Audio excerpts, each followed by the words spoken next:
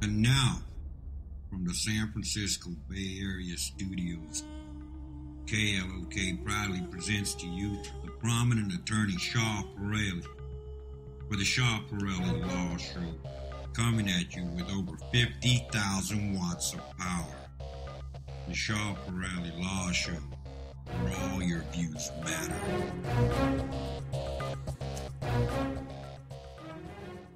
Hello, everybody. Assalamu alaikum, Sastakar, namaskar to all the listeners. This is attorney Shah Pirelli for a Shah Pirelli Law Show. Today is the last show of the month. It's September 28, 2017, and we are live. We will be opening the lines in a few minutes. But before I start, of course, anything I'm going to tell you today is my opinion. You should not act or refrain to act solely on the information provided. You should contact an attorney if you have any questions. And today, of course, I have Franco on the board with me, and we are going to be discussing about immigration law and other legal issues. And just before I start, I have a few things I wanted to discuss. A few news on immigration. Number one, it seems like the Trump administration has extended their travel ban to some other countries like North Korea, Venezuela, and what happens, the reason a lot of people are thinking it was done is because to overcome that issue of bias towards Muslims. So now having those two countries will make it easier for him to basically have the law be accepted by the U.S. Supreme Court, which we are thinking is going to be the case. And anyway, the Supreme Court has kind of sided a little bit with the Trump administration on security reasons. So that makes it a little bit harder now for people of certain countries in the Middle East to come to the United States. And also, this year was the lowest amount of refugees that we got, and that's not really nice because a lot of people are suffering, and America has always been a welcoming land, and now it's really kind of no longer is the welcoming land. And also the big news is something that is kind of catching the attention of a lot of people. DHS has proposed under the Federal Register to basically check the social media of every immigrant. When I mean immigrants is everybody, even U.S. citizens who have are naturalized. That means people who are not born in the United States. They are planning to pretty much kind of have access to all their social media network. That means Facebook, LinkedIn, you name it. And that causes a problem of privacy, especially for us lawyers and confidentiality. But luckily, we don't we don't do our consultations on social network. But for those who have things which are confidential, be aware that this might become a law, even though it might not pass muster when it comes to U.S. citizens. We will have to wait and see how this thing is going to unfold. Having said that, now we have a lot of things happening on the immigration front, of course, and the big things that, like I mentioned here, are starting to kind of really cause a lot of problems for many people, especially people on H-1B, etc. So I recommend if you're having any issue, especially with your RFEs and things like that, it is recommended to make sure you have a good attorney helping you. And if you need help, you can call our office at 510-742-5887. We will be opening the lines in a few minutes, so you can call the number to the studio today, 408-912-5565, 408-912-5565, and Franco will be glad to pass me the calls. And of course, just to let you know, there are many things happening in immigration. I keep saying that. I sound like a broken record, but unfortunately, it is the case. In fact, it is even hard and hard. It's getting harder and harder to really kind of catch up with this. One good news that we got from AILA is it seems like there was a phone call that the American Immigration Lawyers Association AILA made to the immigration, and it seems that premium is coming back on October 3rd, for everything. So that's a very relieving news because a lot of people are left hanging with their H-1Bs, not knowing what is happening because they don't have the ability to do premium. So for those who want to upgrade their cases and everything, hopefully in few days we will know officially that if premium is coming back. So Just let us know if you need any help. 510-742-5887. Let me take one caller right now. This is Sharp Radio 11 a.m. Okay, I'm so sorry, ladies and gentlemen. I lost the caller. So please call again because everybody call at the same time and the lines are clogged and then it drops. So please call us at 408-912-5565. 408-912-5565. This is live. We are live right now. It's September 28, 2017, and we are discussing about immigration. So, like I was mentioning earlier. We have all those issues coming up, but some good news too. We have a bunch of callers. Let me take one of them. This is Shapra. You 11 here? Yeah, hi Shah. Before I put up my question, I want to thank you for running this show. I have a question regarding EB1B. Yes. I have a research position offer from it's a really reputed company with more than 100,000 employees, and I'm currently doing my PhD and planning to graduate in February. And I have publications that have around, right now it's like total 50 citations. I have 4 first author publications. So I just wanted to know what are the chances, of filing, and can I file it on my own or my employer has to file the green card for me? Okay. Very good question. It's going to be hard for me to analyze that quick an EB1, but there are 3 kinds of EB1, just to give a general knowledge. EB1A, EB1B, and EB1C. EB1A are for people of extraordinary abilities. That means basically you have to meet certain criteria. Out of 10, you have to meet 3 of them. And I have them listed actually on my website. And but it doesn't need an employer. EB1A doesn't need an employer. But EB1B is less stringent, so the chances are a little bit higher, but the catch is that you need the employer to file it. So in your case, if you want to file an EB1B, you will need an employer. As for EB1C, also need an employer. That's for intra-transfer of executives and managers. So you might qualify for EB1B. The best is to just give me a call at the office, and you can email me your resume, and I can kind of do a quick assessment for you, and I can tell you if you do qualify or not. Just give me a call at the office if you want a full kind of detailed assessment. Then sure. Yeah. So my main question was just that, but if I have an offer, then I can file myself or not? I mean, or it has to be only through the employer only. So if I have the offer letter, because I'm not joining right now, but I have the offer. Okay, the employer has to file if it is EB1B. If it is EB1A, no, you don't need the employer. So it all depends. You might qualify for EB1A and you don't know about it. Then why would you worry about an employer? Then you can file on your own. Because very often people who qualify in the EB1B, they have EB1A, they just don't know about it. So if it is EB1B you're looking for, yes, you have to go to the employer. If you qualify for EB1A, which is people of extraordinary abilities, then you will need an employer. You don't need an employer, sorry. So we need to make sure which one we can get you qualified on, okay? Okay, thank you. Okay, good luck to you. Let me take another caller. This is Sharp Rai, you're live on air. Hi. Sorry. Hello. Yeah, so I had a question. So I'll be a citizen soon. So if I'm interested in applying for a green card for my parents, has things changed, or I can just go ahead and do it, right? No, things has not really changed. It depends. If you're filing for adjustment of status and they're already here, for example, let's say they're on a visitor visa, you want to file for them, the rules are pretty much still the same, but the only thing that might be changing, there will be an interview pretty much on every adjustment of status cases. So, which is kind of a random thing. It used to be either you get an interview or not, but now there will be an interview if it is an adjustment of status. But if it is kind of consular processing, that means you're filing from outside, then definitely they have an interview at the U.S. Embassy.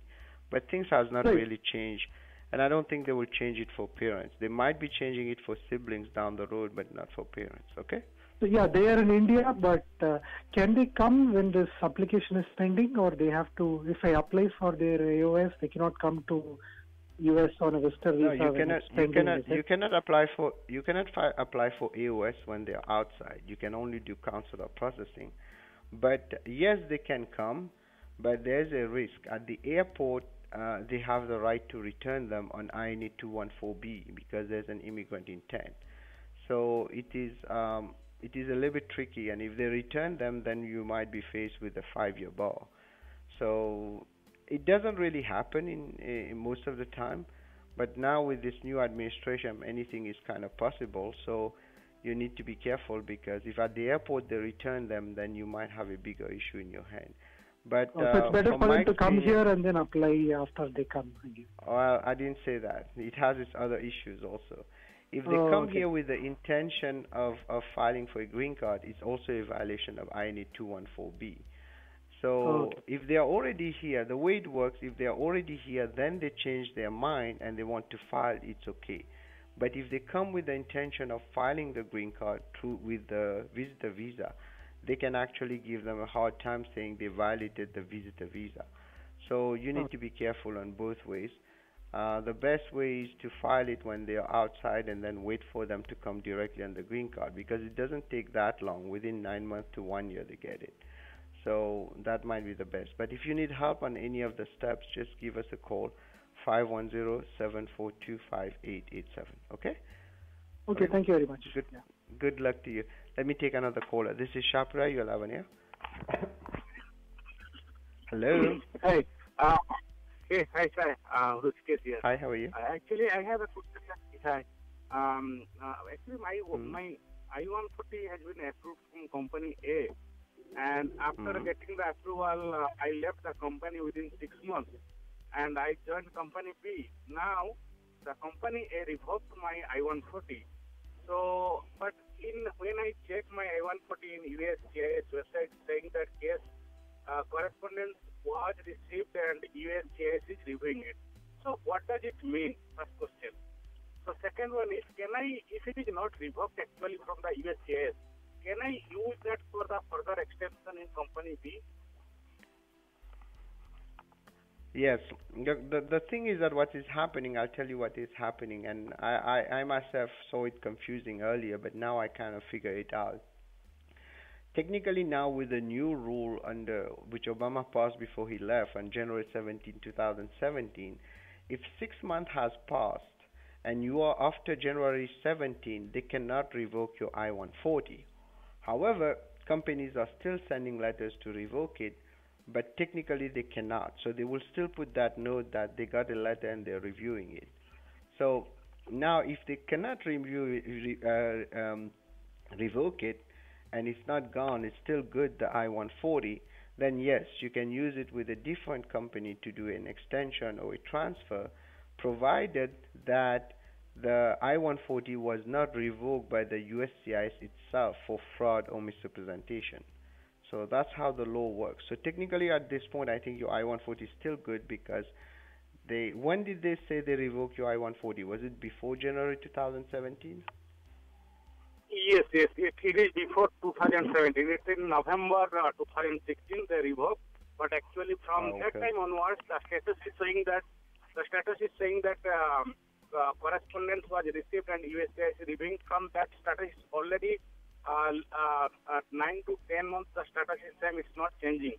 So then in this what case, I should like. Then in this case, you have to assume that the I-140 is revoked, because it was before the law was passed, and that means they just didn't put it on their system. They won't tell you anything until you try to use it. So, do you have another I-140 in your hand or not? Not yet. My current company B is applying, but it will take more than a year. By that time, my visa will be expired. So I was thinking if I can use that I-140 to have an extension. So what does it mean actually? They revoked before January 17. If they revoke it before that, they have a right to revoke it. After that date, if 6 months has passed, when you got approved on the I-140, the new law prevents them from revoking it. But anything that was revoked before that law is revocable. So that means they took it away. They withdraw it actually, not revoke it. They withdraw it. So that means technically you lost that I-140. As for any extension, it becomes a little bit complicated. If you have a pending labor or a pending combination of labor and I-140 of 365 days, by the time you're eligible to file for the extension, you can go ahead and use that to get at least 1 year extension. So it's very hard for me to analyze really on the phone, but count your days. If you have 365 days pending of I-140 labor certification or a combination of labor plus I-140, you would be eligible to file what we call a 1 year extension on the H-1B. So you might be able to use that.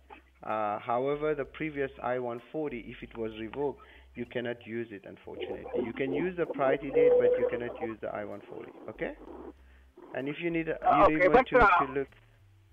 Yeah, go ahead.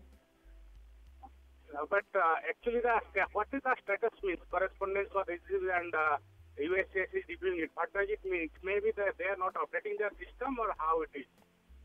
They didn't update their system. They usually sometimes they put anything. They can put it has been revoked. Most of the time for I-140, that's the message that goes in. That means a letter was sent to revoke it. Because of the new law, they have to review it if you fall under the new law or not. You don't fall in the new law, so if they revoke it, it's revoked. Okay, so you have to look for the worst, unless you're lucky, but it has been revoked probably. But the only way you will know is when you file for the extension. But or you can do a FOIA, Freedom of Information Act request, form G639, and try to get that done. Give me a call and we can discuss in more details to a consultation if you want. 510-742-5887. I can give you some options what you can do. Okay? Okay. Good luck to you. Okay. Thank you, sir. Thank you. I'll do. You're welcome. Bye. Let me take another caller. This is Shapra. You're live on air. Hello, I think I lost the caller. I apologize, ladies and gentlemen. Like I said, people call at the same time. The number to the studio 408-912-5565, 408-912-5565. And I think the caller is back. Franco, this is Shapra. You're live on air. Hello. Hello. This is Shapra. You're live on air. Hi, Shah. I have a question regarding this L1 H1 period.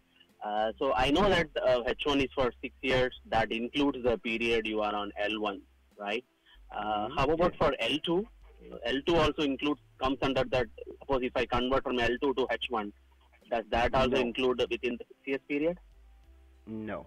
The L2 doesn't count at all because L2, just like H4, there wasn't a specific memo, I think was issued in 2007 or 2008, if I'm not mistaken, which clearly says both L2 and H4 do not doesn't get absorbed or added to the time of the H1B. So you get a clear H1B. You don't have to subtract that time. Okay. Thanks, sir. Okay. Good luck to you. Let me take another caller, Franco. This is Shabra. Are you alive and here? Yeah, hi Shah. My 140 is approved. My visa bulletins is current visa numbers available, but ESA is still not touching my file. Did you already filed the I? Hello. Yeah, go ahead. Yeah, go ahead, please. Yeah, I'm hearing you. Yeah, you're probably in the bot or something. Okay, let me kind of answer. Just because the dates are current, unfortunately, because of their load of work now and the security check, cases are getting delayed really, really badly. So you cannot really do anything about it. All you can do is maybe you can contact a congressperson, a congressman or a congresswoman and ask them if they could help. Depending where you live, ask them if they can push your I-45. But unfortunately, we are seeing this more and more, and we have the rule of COP, which is the famous rule, which is the infamous rule, whatever you want to call it, where basically many cases are getting stuck under security check. So I would recommend checking on that and doing some inquiries. Number one, go and do an inquiry. Number two, contact a congressman and ask them to do an inquiry for you. If that doesn't work, then you can file something called a writ of mandamus. I used to do a lot of those, but recently I'm not doing it because there are some risks attached to it. But we can discuss more about this if you want. Give me a call at 510-742-5887. And I have to put you I couldn't hear properly, so if there are any other question, let me take another caller, Franco. This is Shabrai, you're live on air. Good morning, Shah. First, I would like to thank you for doing such a wonderful show. It's been great help for the whole community. Oh, thank you so much. It's thanks to you guys that I can keep going because it gives me courage to do it. Thank you. So this is a very generic question on behalf of whole community. So yesterday there seems to be some court case between the Jobs USA and the DOJ regarding the H4 EAD. So do you have any updates like what has happened and what do you think of the future of H4 EAD from your perspective? Yeah, now you're reminding. Yeah, it's a very good question. I think you hit the point. I got so busy, unfortunately, with so much work. I didn't even follow that date yesterday. I knew this was happening, but I didn't get anything from Ayla, which is kind of good news. And as such, I will say that I will update you more into what is happening if Job USA was able to do something. But I will do some research, and probably if there's anything that comes up, I will get an email from the American Immigration Lawyers Association, but I have not seen anything so far. I've been seeing emails on travel ban, some tips on issues with local office, protect the dreamers, border security, sessions appeal against immigration, but I didn't see anything really on the H4 EAD. But I need to follow up because, as you know, I'm really interested in that. But I will keep you updated. It's a very good question. And what is happening, I'll probably post it on my website, attorneyonair.com or piralilaw.com.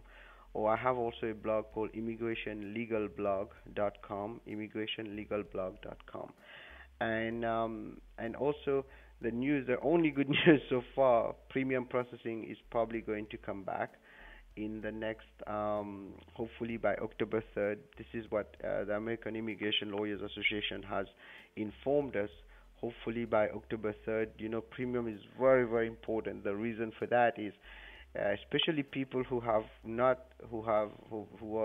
been laid off or lost their job, and they are not able to get anything after their grace period, then the premium becomes a major thing because otherwise they might not keep the job. So as for the H4 EAD, honestly, I didn't watch the date. Yesterday was supposed to be a decision, but I will try to research a little bit and find out if I have anything, and hopefully by the end of the show I will announce it. Otherwise, I'll talk about it or post it on my website. Let me take another caller, Franco. This is Shapra. You're live in here. Hi, Mr. Shah. I think my question. Yes, can you hear me? Go ahead. Yeah, I can hear you. I think my question also was regarding the H4 EAD. So I'm just going to mention that. I mean, basically, I just saw the news yesterday that DHS was filed a separate one for H4 EAD revoking, and they've asked for time till December. So I just wanted to know what do you think about it? Does it make, because they are saying organically, if you've already got an EAD, it will expire organically, and then you're not going to get to apply again. So I'm just trying to see whether does it make sense to sort of what as H4 do we have to do anything at all at this point in time, or we have to just wait for the ruling? Well, I will wait for the ruling, but at the same time, let me analyze it. Like I said, I got really busy with other stuff. I didn't have a chance to really read everything on that. But from what you're telling me, if you got it right, then we are talking about a situation where basically those who already have it will be able to continue using it, and those who are going to be filing new ones, there will be issues. If that's the case, then it will be a good idea to move to another kind of visa. But at the same time, let's see how I need to get the final ruling. I'm trying to search it right now. I cannot find it so that I can read it and analyze it. and I didn't get anything from American Immigration Lawyers Association. That's what I'm a little bit not sure how much is final on this, but sometimes they don't update it until tomorrow. So Sure. if in case you're right what you're saying, then there is a you we need to look into other avenues for people who are on H4 EAD. But let me kind of analyze that. I will write something or post something on my YouTube channel ASAP to analyze it. And unfortunately, like I said, I got so busy yesterday, I didn't have a chance to even look at anything on the news on that. So I will keep you updated. But what you're saying is true. Like I said, then yeah, it might be a good idea to start looking into other avenues. But let me get the exact answer, and I will post something on the YouTube channel, youtube.com/Shaparali Law. Okay? Okay? Okay. Thank you so much. Okay. Good luck to you. And I know a lot of people are going to ask the same question when it comes to H4 EAD. I've been so much into H4 EAD that people expect that I actually get this right. But unfortunately, I got so busy this couple of days that I've been working till late. I didn't have time to really read about all this, what's happening out there when it comes to H4 EAD. I just took the main news. But let us see what's happening, and then I will inform you. Like I said, I'll probably post a YouTube on the YouTube channel. Let me take another caller, Franco. This is Sharp Ray. You're live on air. Hello. Okay.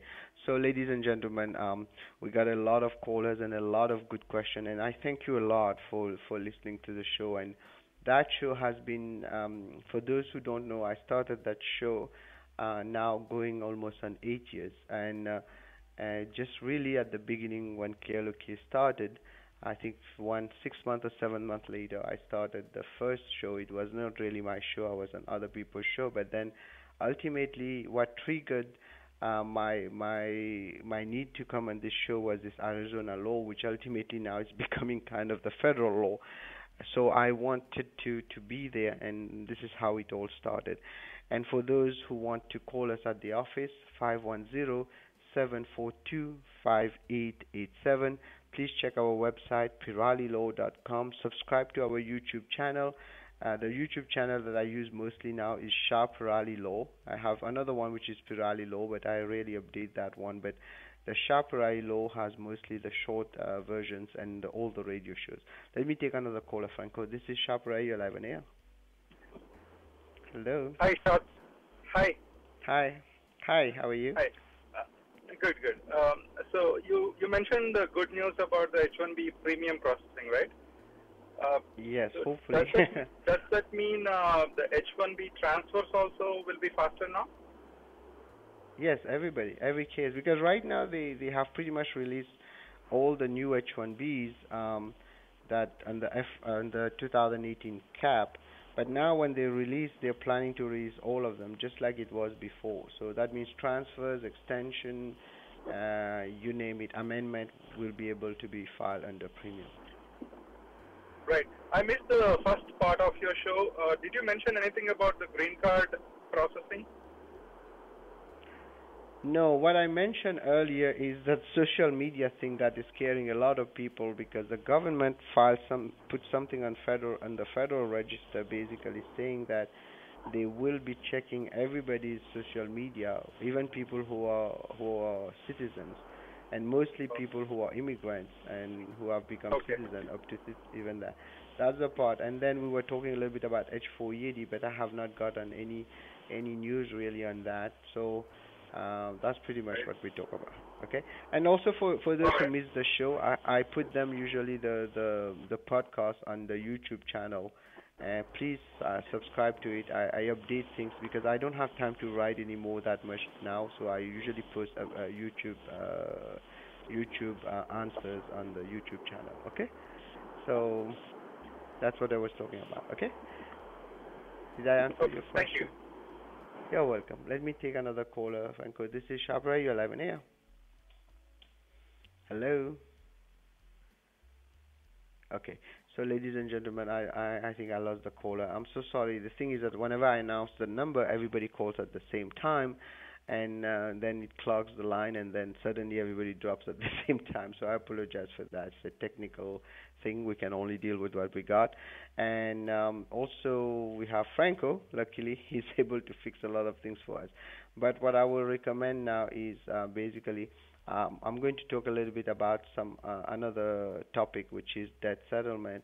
This is also becoming really fast on us, and a lot of people are kind of getting worried what is happening out there. Remember, there are few things happening. Number one, we are having huge natural calamities all over the world, and our heart goes to the people suffering in Puerto Rico, in Myanmar, well, especially the Rohingyas, not the Myanmar, but the Burma that are suffering, is the people they are persecuting who are suffering.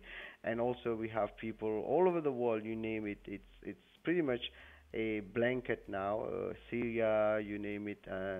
You have people in Sierra Leone. You have people in Haiti, Dominican Republic, Mexico. Mexico been hit with so many earthquakes and big ones, and buildings are still crumbling, and we really it's really heartbreaking to see this. It's pretty much on a daily basis now. Even so many days after the earthquake, people are really kind of are suffering, and I really feel bad for them. And I wanted to tell you that whatever you can do to help those people, please do. And we have also a lot of people in Texas suffering, and they are not really reporting them. I think the news is getting tired of it or something.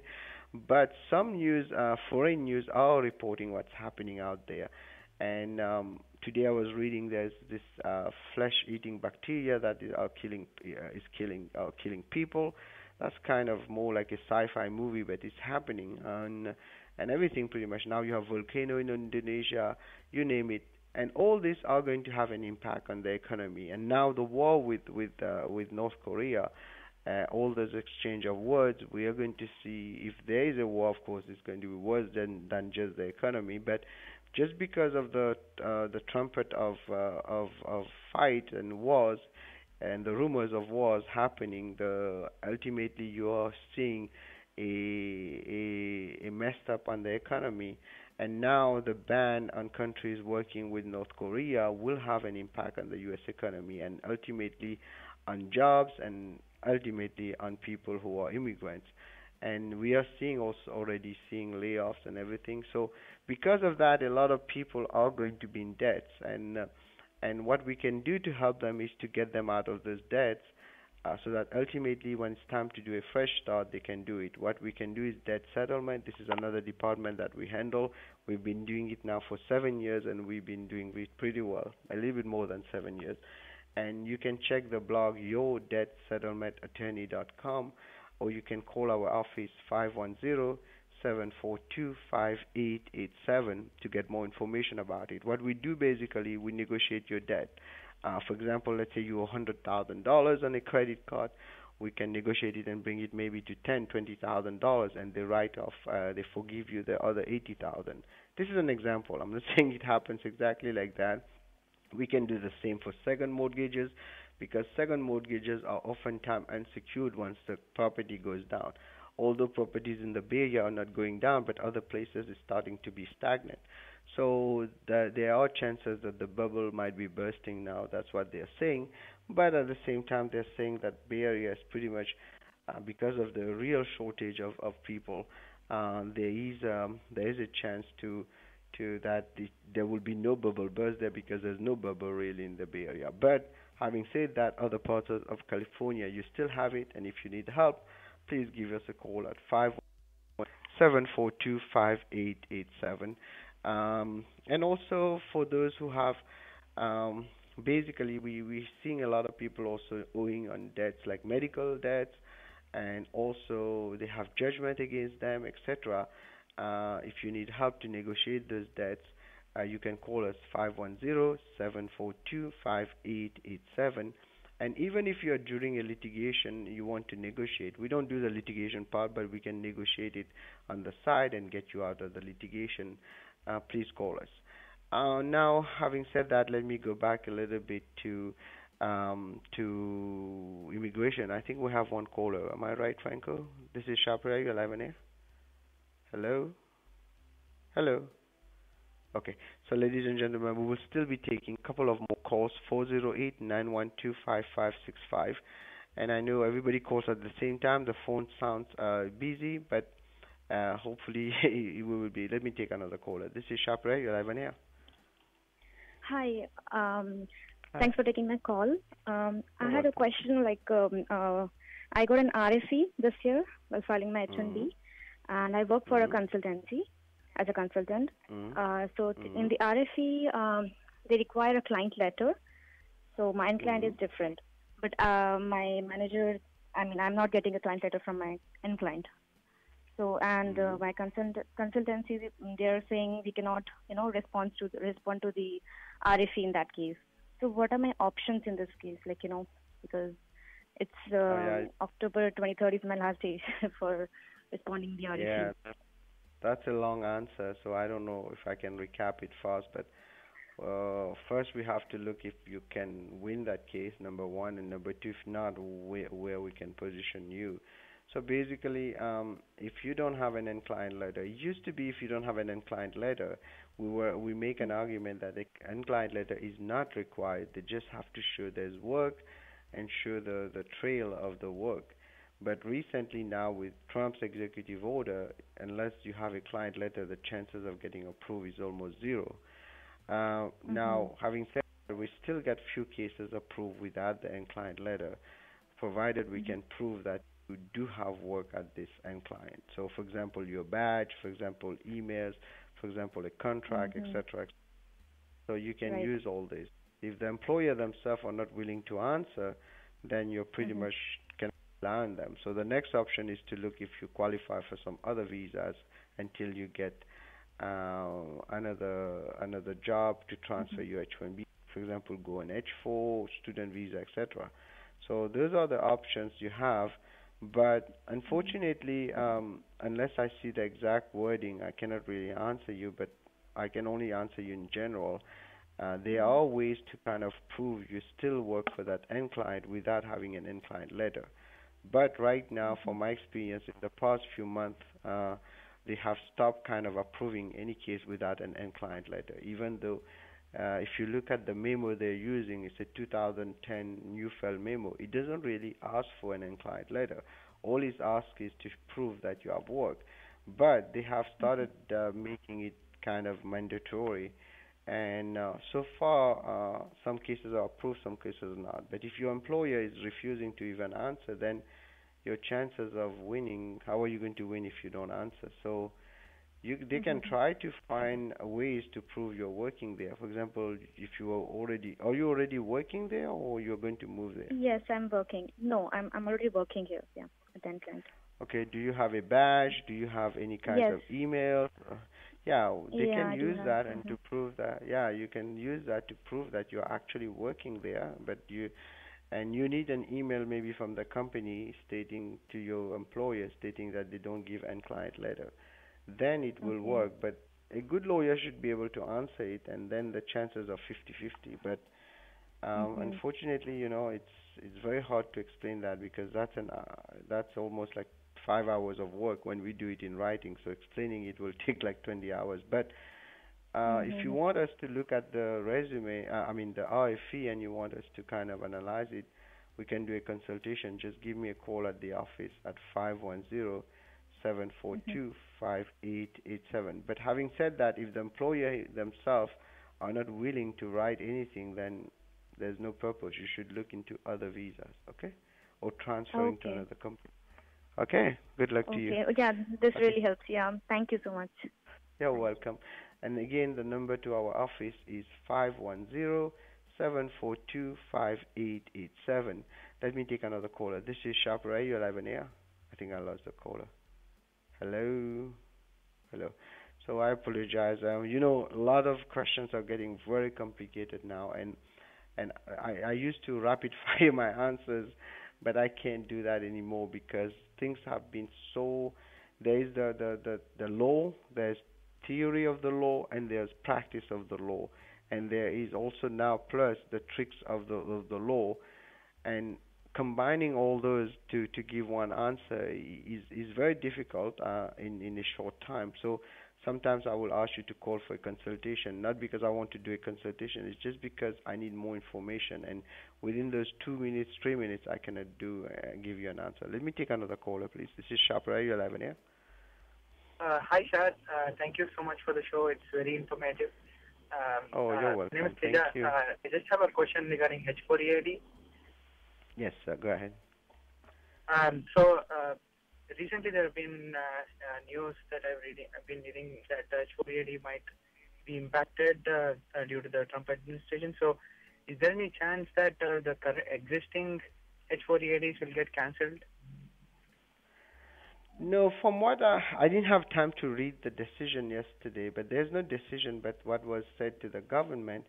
I didn't have time to read it, but from what I understood is that those who currently have it might be able to keep it, but those who don't have it won't get a new one, and you will not be able to renew it.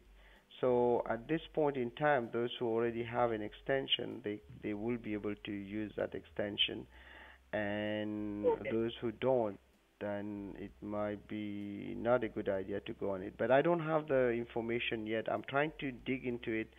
I don't know where this news is coming from, but I knew there was a case happening yesterday. I didn't follow on it yesterday, but if you have any link, just email it to me, shah@piralilaw.com. I'm going to dissect that, and I'm going to post something on YouTube in the next hour or so, okay? Okay, So thank you very much. Just give me some time to research it. And again, subscribe to my channel, youtube.com/shahpiralilaw. I have two channels.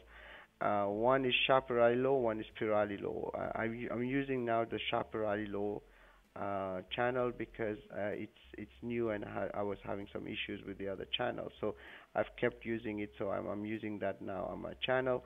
The best is to subscribe. Please subscribe because I am very, very busy recently, and I'm not able to pretty much kind of write articles, so I'm putting YouTube quickly. Okay? Good luck to you. Let me take a... Yeah, thank you so much. Let me take another caller, Franco. This is Sharper. Are you live in here? Hello? Okay, so I don't think I'll be taking more callers now because I think we're almost at time, but I wanted to discuss about few issues. Number one, the big question that we are having is on the H4 EAD, and I apologize, I didn't really follow up because I got so busy in the recent days, and I didn't even realize we were the 27 yesterday that there will be some ruling on that. But having said that, now I'm hoping I will be able to get that information right, and I will be able to kind of dissect it for you, and we knew there's something that was going to happen to H4. By the way, it's not like it's news for us, but the truth is that now what I'm worried about is if actually they will take away on the existing, that I think will be an issue because they have to go through all the process like we did to get the H4 EAD in the first place. But having said that, now honestly I'm not going to say never say never. That's what's happening now. So there's no way you can guarantee anything. Even things that I was so sure of, I'm not sure of when it comes to those new laws. I'm not saying I'm not sure of my law. I know the law as it exists, but anything predicting really is getting. But for example, we never thought that the travel ban will even make it to the Supreme Court, but it does. It did, and some of them are being accepted. And also, we never expected that he will be able to kind of take away DACA, which he said he will not. Now they are. And, you know, one by one, if you have looked at my video before Trump was elected, two things I said. Number one, I said he was going to be elected. Unfortunately, I was right. And number two, I wrote about all the list of things, and this is on my YouTube channel also, a list of things he will do. And so far, it seems like, unfortunately, he's also following my list. One by one, everything that I pretty much said is kind of happening, and I'm not very happy about this part because these were not really good well, they were predictions, but they were not predictions with good results.